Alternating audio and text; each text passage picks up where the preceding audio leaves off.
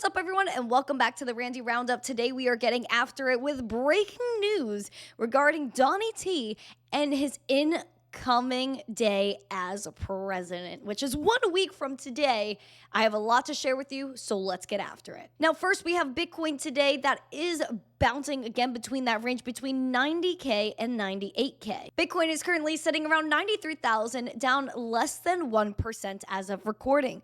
What are the next moves for Bitcoin? Well, it seems that we're taking a little bit of a dip, maybe creating stability at 90K before the inauguration. Will it bring a buy the rumor, sell the news event? Comment that down below.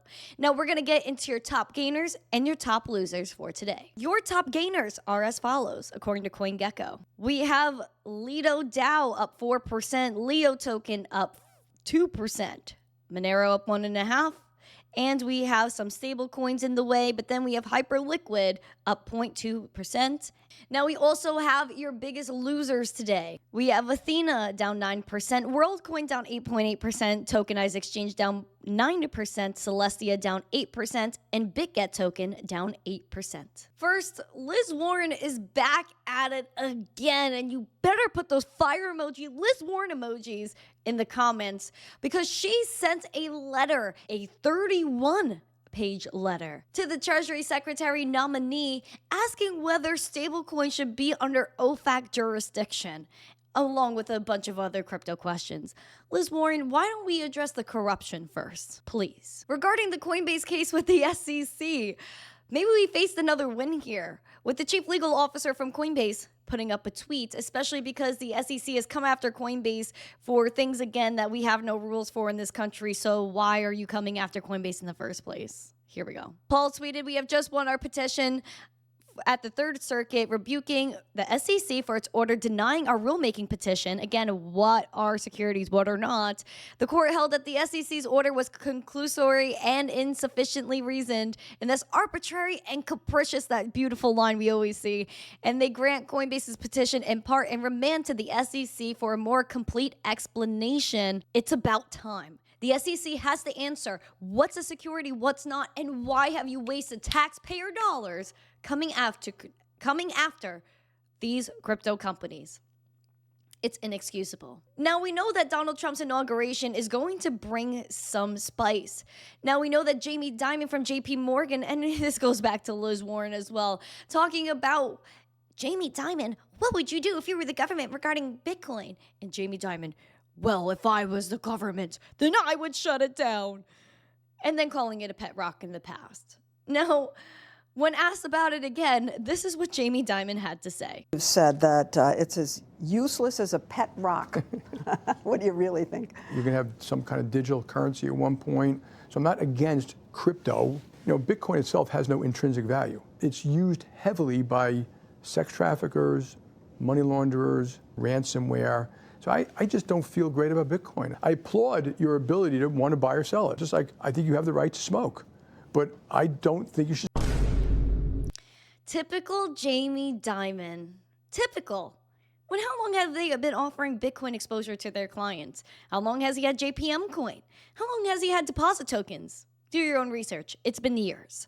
And so Jamie Dimon saying that Bitcoin has no intrinsic value. Where's the intrinsic value of the dollar that literally gets printed out of thin air? Meanwhile, we know why Bitcoin is created through proof of work. Energy-powered computers, solving blocks on the blockchain, and those miners are getting rewarded with Bitcoin. That's why it's created.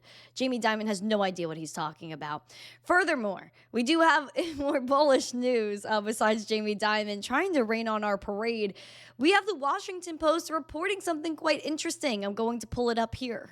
The Trump administration team, the transition team, has been working closely with crypto leaders to finalize a legislative strategy, and Trump is expected to issue an executive order on the first day of his presidency that may address issues including debanking and the repeal of a controversial crypto accounting policy requiring banks to hold digital assets or to count them as liabilities on the bank's own balance sheet, according to a person involved with the conversations. This refers to SAB 121, which is a staff accounting bulletin that prevents banks from holding crypto.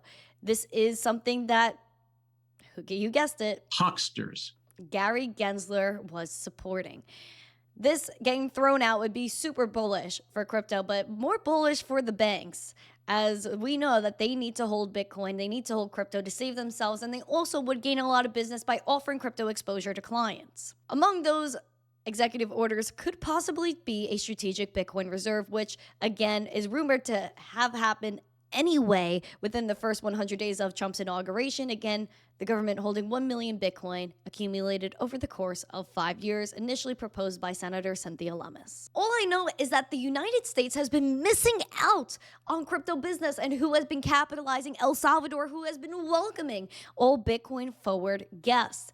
Now, we know that recently Rumble has made a cloud deal with El Salvador. And again, the CEO of Rumble making a tweet. Take a look. Said years ago, some institutions and investors told me Rumble can't compete in cloud. On Friday night, Rumble announced a cloud agreement with the government of El Salvador. I live for proving the doubters wrong. W Rumble. Now, who else is Rumble collaborating with?